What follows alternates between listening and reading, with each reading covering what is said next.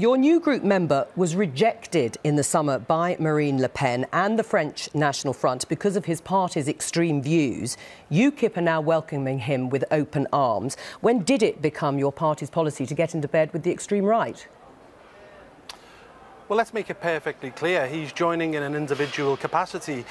The party were rejected as a whole, primarily because the leader of that party has said some unsavoury things in the past, a guy called Mr. Coburn, who certainly won't be joining our group. As I say, he's joined in an individual capacity. But look, you know, we were stitched up last week. Our member from Latvia resigned in curious circumstances, aided and abetted, allegedly, by the President of the Parliament, which brings, in my opinion, it brings his neutrality into question altogether. You know, we're up against it out here, and we owe it to our voters, 4.5 million people who voted for us in the European election. We have to give them a voice, and if we're stuck on the backbenches in the non-agree, we're invisible, we're not there. Now we're back on the front bench, and the only Eurosceptic grouping in the European Parliament is back. Right, well, as you say, you're up against it, and you seem to make a differentiation between this new member that is joining your group and the leader of that party, of the Polish Congress. But let me put to you what he has been reported in saying, because it's not just the leader of the party who's courted controversy. We'll come to that. Your new group member said in May that many wives would benefit from being hit. Will you condemn those comments on domestic violence? Oh, absolutely, I condemn them. I mean, this is something why is which he no in one your UKIP group? would ever Why do. is somebody who's advocating domestic violence be part of your group? Hang on. Let me...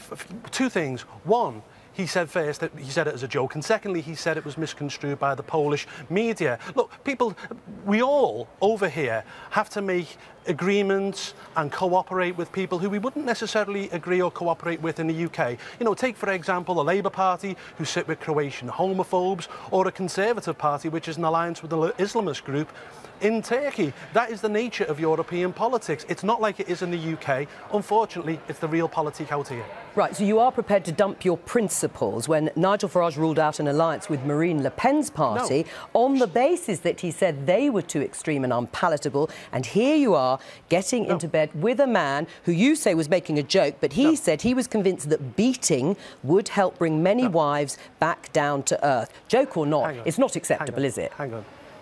No, it's not acceptable. He said it was a joke, but equally, he said he was misconstrued and misquoted in the Polish media. And I've had this myself. You know, I've been misquoted in our media in Britain. Sometimes have it's you not said easy, anything but like that, though, Paul? Hold on, let me just make this point. Sure. He has joined in an individual capacity. Mr. Coburn, who is the leader of that party, who said many unsavoury things in the past, certainly will not be joining our group. So you're proud that he's part of your group? I'm proud that the group still exists, because if we didn't exist, then there would be no Eurosceptic group here in the European Parliament. And look, tomorrow we've got the new Commission being sworn in. If we didn't exist, there would be nobody to stand up in that Parliament to speak against what is, in effect, an unelected body.